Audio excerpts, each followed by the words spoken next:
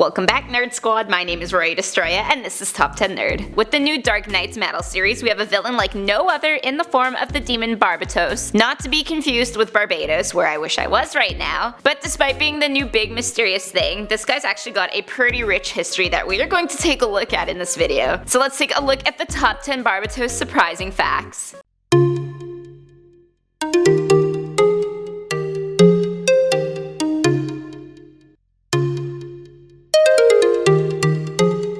In the number 10 spot, let's take a look at what sparked the Dark Multiverse to begin with. Not a Barbatos specific fact, but if you're anything like me, you will always want to know where writers get their inspiration from. In this case, Scott Snyder got inspired when he was watching Cosmos, a space-time odyssey with his kid. It was all about dark matter and got him thinking, hey, what if there was so much more matter laying beneath the surface of the multiverse with endless possibilities? And if you're anything like me, you'll wish you had the level of creativity to think that way and turn it into a comic book series. Coming in at number 9 is his ARKHAM Asylum reference. Barbatos was actually referenced for the first time way back in 1989 in the graphic novel ARKHAM Asylum, a serious house on a serious earth. It was a very serious graphic novel. Here he is alluded to as a bat demon that haunts Gotham City, and is said to have driven Amadeus Arkham, the founder of ARKHAM Asylum, to insanity. At the end of the story, Batman is left wondering if the demon is real or an apparition concocted by the insane. Guess he's finding the answers 20 plus years later. Next at number 8 we have Dark City. Batman Dark Knight Dark City from 1990 is basically required reading if you want the full Barbatos experience, but if you haven't read it and want to get started on metals right away,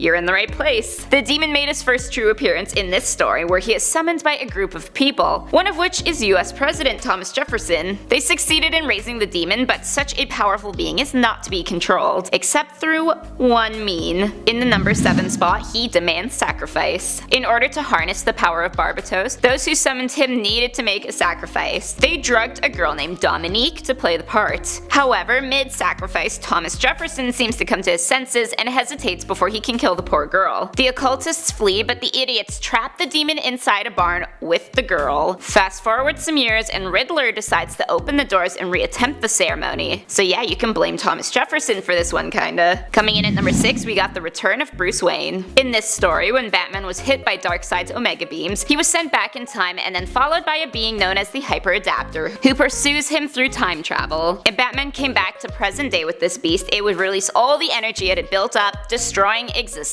It is then revealed that Thomas Wayne of the 1700s had actually offered himself up to this demon, thinking it was Barbatos, and this is how he becomes Dr. Simon Hurt. So as you can see, Barbatos has been shaping history way before metal. Next up at number 5, he betrayed his worshippers. It is revealed that Barbatos is not just a demon, but a god figure too. He was worshipped as a god by the tribe of Judas, of which the Parliament of Owls is descended from. Now the Parliament was promised that by worshipping Barbatos and infecting the blood of a son of the House of Wayne, they would be allowed to rule alongside Barbatos. But in the end, their leaders were murdered by the Robins of Barbatos' right-hand man, the Batman Who Laughs. And this left the group totally betrayed after all their hard work. Up next at number 4 is his harem of Batmans. We know that Barbatos has amassed an army made up of different evil versions of Batman. We have the Drowned, the Murder Machine, the Merciless, and so on. But it turns out these versions of Batman may not be as evil as we are led to believe. The reason why they agreed to join Barbatos is because they believe joining him would prevent the end of their own worlds. So if you look at it, they're kind of the heroes of their own worlds. While they believe a dude who betrayed his own followers is beyond me though. In the number 3 spot, he claims to have created Batman. This idea is first visited in Dark Knight Dark City, where Barbatos confronts Batman and claims to have been shaping him his whole life, building him up as the world's hero so that when Batman fell, so did everyone who believed in him. At the end of this, Bruce Wayne is left wondering exactly how much of this is true, but then in Dark Days the casting, Metal is alluded to, as well as the true father of Batman, the man or person